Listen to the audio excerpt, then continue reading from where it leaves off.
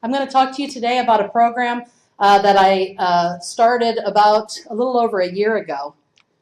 As we all know, we try to address the university initiatives when we plan our programming, and increasing the sustainability and profitability of ag and hort enterprises is what aquaponics kind of falls under, because it really is a branch over between fisheries and horticulture. In the counties, we have a lot of increasing demand by our clients for training on small-scale food production, everything from chickens to backyard gardens to honeybees. And in our county, Walton County, we happen to have the advantage of an aquaculture specialist and a horticulture and an ag specialist who wanted to work together to address some of these needs. There was a small effort before I began by some of the ag and sea grant agents in the Panhandle to have an aquaponics program. They had a workshop and some people came, and we decided to basically follow that with making a larger effort towards aquaponics in the Panhandle. We wanted to make this more of a community of practices where people give and take, and the members of that community also contribute to the education of the community. It's not always one-way transfer from the experts to the individuals. And we wanted to include workshops, a listserv for fast communication. We are really targeting more of the hobby scale aquaponics. We have a lot of preppers, schools, and small farmers in our area that are looking for this type of information. We wanted to build a small-scale demonstration system, solicit some grants for additional funding to keep this effort going. So what is aquaponics? For those of you who have never seen it, this is a small system that I built and managed at Ohio State. We called it the Fish Farmer Special. It's a closed-loop recirculating system where the water is recirculated between fish tanks into floating aquaculture beds. You saw Kevin's setup at Moe quite a bit larger than this. This is something somebody could build in a backyard type greenhouse. It's really more than just hydroponics and aquaponics, and I think Kevin alluded to some of the complexities of the systems, but it is a nice way to grow protein and vegetables, especially in areas like the Panhandle of Florida where we have somewhat poor soil quality. I visited a couple of existing aquaponic operations around the Panhandle before I got started. This place is called Coldwater Creek. It's in Santa Rosa County. They use these media beds, and they use koi as the fish that drives this system. They're pretty much self-sustaining. They have honeybees, they have gardening, they have glamping, which is glamour camping. So it's kind of a whole community type thing based on this, and aquaponics is part of that. This is Staff of Life, another family in Walton County. They have a small greenhouse in the backyard. They actually own a health food store, and they wanted to grow products to sell organically, to sell into their health food store, but there's some limitations there. But he was using several different methods. He was using float beds, media beds, as you can see here, and then also using PVC pipes for his strawberries, but growing multiple crops in a small system. Another one, the Green Goddess of Okaloosa County, as she calls herself, she was also using koi, growing a lot of Swiss chard and herbs and different lettuces and strawberries in her small system. So we had some existing systems and definitely some interest in the area, and just wanted to expand on that. So we decided to use this community of practice model to address those needs. Since it is a relatively new food production, people needed that training because it is a little bit of complex. So we started out by developing a series of workshops and a listserv so that we could get some of the research-based information that we had out there. Because I will tell you, if you go to YouTube, you can watch aquaponics videos all day and get some really good and some really bad information. So we were trying to help people kind of wade through that. And we wanted to build a hobby scale demonstration for hands-on training, and I was able to secure a $1,500 Sea Grant mini grant. It's been a great opportunity, so I really do encourage those of you who have an idea that's small like this that would fit into it to look towards that grant program. Dorothy and Rebecca helped get me set up with some swag. Becca built a small little aquaponics demonstration unit that I used at my workshops, and a very nice stand-up poster. We spent a very hot day at homecoming one day educating people about aquaculture and having a lot of fun. So that was really a good kickoff for us. We then started with 3 different workshops in early 2016. We had over 94 participants at the 3 workshops. They're very popular. This was an aquaponics facility that we visited in Tallahassee, just a block down from the extension office. This guy It's called Tallahassee Aquaponics, very creative, and he grows a lot of plants and fish, and is really working with a lot of the school systems in Tallahassee, putting aquaponics systems in the school for STEM training. We also started a listserv through the University of Florida. I had one in Ohio State, and I found it's a really good way to share information quickly. There's other universities that are putting out fact sheets, and with the advent of webinars where you can access this type of information very easily, you have to get that information out quickly and timely to folks. So I use a listserv system. I started out just putting the 94 people that came to the workshops on there, and some have dropped off, but we're currently up to 197 subscribers, and I hope for that to grow. Right now, I'm pretty much the only one who posts. I'm hoping it becomes more interactive as time goes on, as ours did in Ohio, and we will get some of the players to start posting their experiences as well. But we share all kinds of news across there, and if you're new to aquaponics or you know somebody who's interested, it's free to subscribe, so I really encourage people to get on there just to keep their finger in it. This is our facility in Walton County. We're lucky in our little county office that we do have a small greenhouse that our master gardeners use. We also have a chicken coop and honeybees and some terraced raised garden beds. Again, I partnered with the ag and the hort agents so they can feed the fish when I'm not around.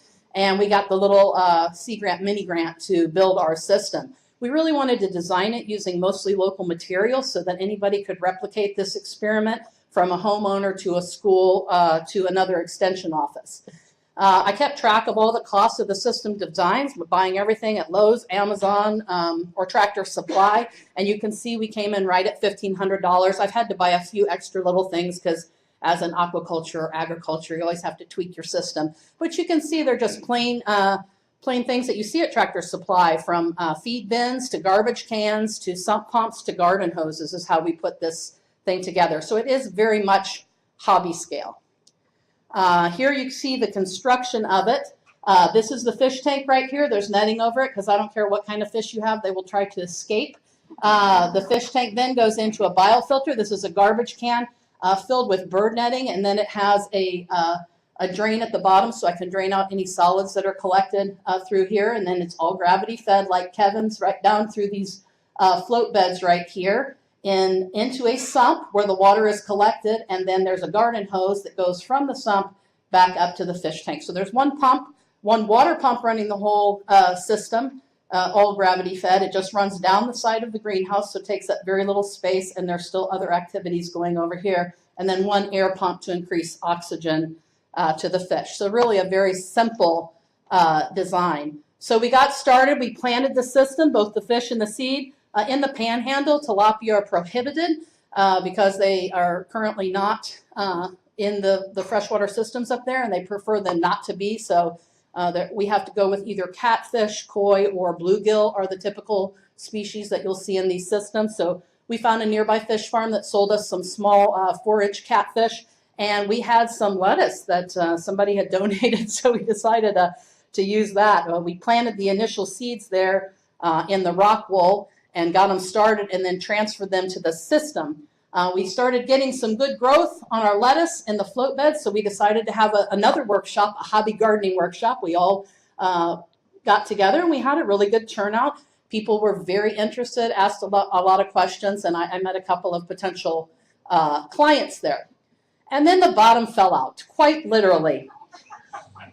The tank was not sitting exactly plumb on its cinder blocks, and one of the cinder blocks actually bored, I don't know, made a hole in the tank, and it started leaking on a holiday weekend, of course. It's when it always happens, right? And for some reason, it also started leaking around the drains, so you can see all the silicone we had to add there. We had a couple of fish commit suicide, even with the net on the top of it. We'd come in the morning. We have a lot of ants up there, so we get to a lot of these museum skeleton pieces afterwards. So things didn't go so well. And then just to keep you humble, the rats showed up.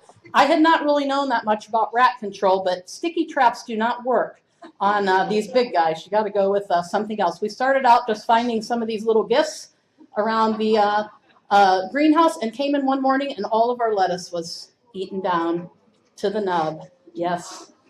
I know, but we learn from our failures, and so we continue.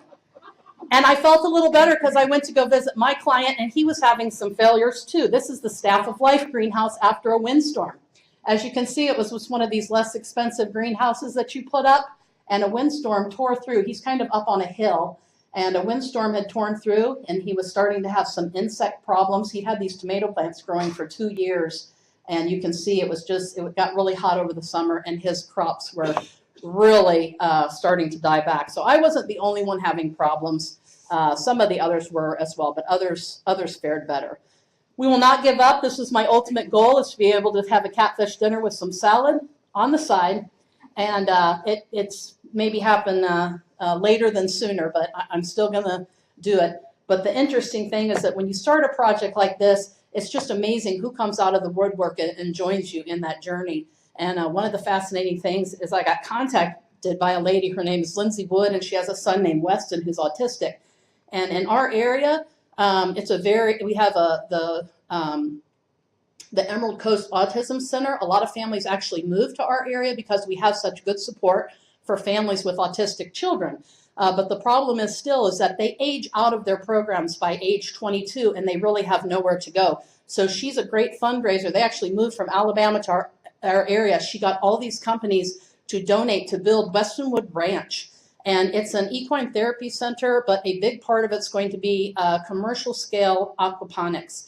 And I have them hooked up. I also work with a hydroponic farmer in the area, so he's helping as well. But it's going to be, the farm's going to be a training center for the adult autistic kids.